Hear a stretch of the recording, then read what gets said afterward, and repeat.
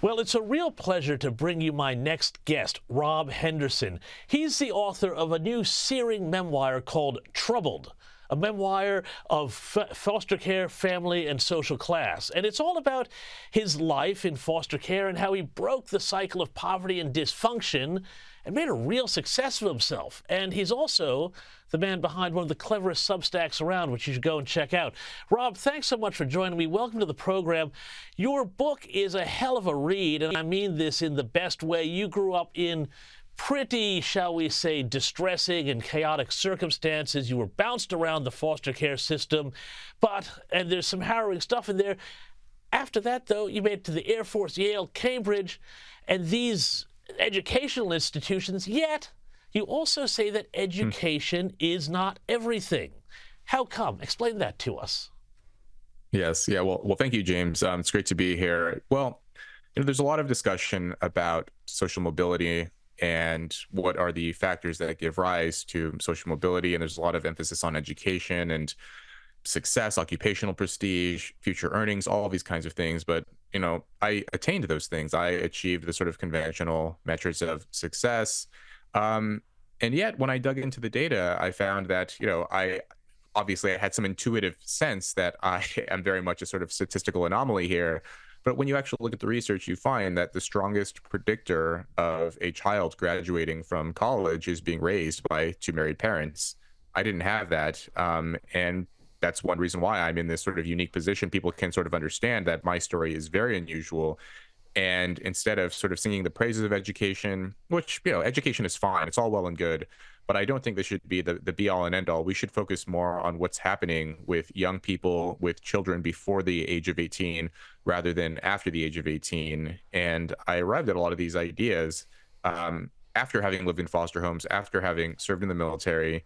And by the time I arrived at Yale and then later at Cambridge, and interacting with a lot of people, current and future members of the ruling class, policymakers, cultural tastemakers, and so on, I realized there's this massive disconnect between, the elites and everyone else.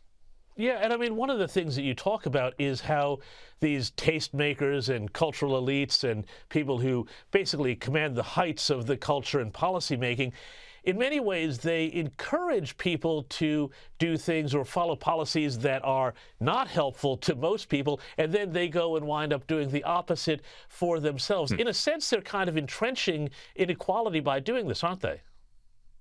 Yeah, well, there's this kind of, I don't know who coined this phrase, but it captures it quite nicely that, what I call the luxury belief class, they walk the 50s and talk the 60s, where they abide by sort of conventional bourgeois norms.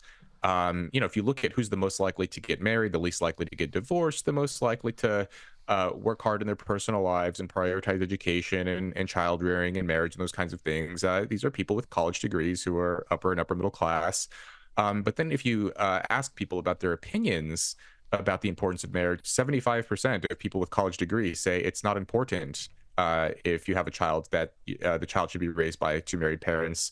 They're the most likely to say that drugs should be decriminalized, that we should defund the police. Over and over, I document these statistics in the book that if you break down socio-political opinions by education and earnings, it's the people who have the most education and the highest incomes that are the most supportive of these strange, newfangled, and potentially socially destructive ideas. And many of these people are sheltered. This idea of luxury beliefs, ideas and opinions that confer status on the upper class while inflicting costs on the lower classes. The core feature of a luxury belief is that the believer is sheltered from the consequences of his or her belief. And you see this over and over with, perhaps most recently, the defund the police movement and the movement to decriminalize drugs. And you saw that in Oregon, where they decriminalized drugs in 2020, and now they're trying to reintroduce legislation to recriminalize them because they've realized what a catastrophic mistake that was.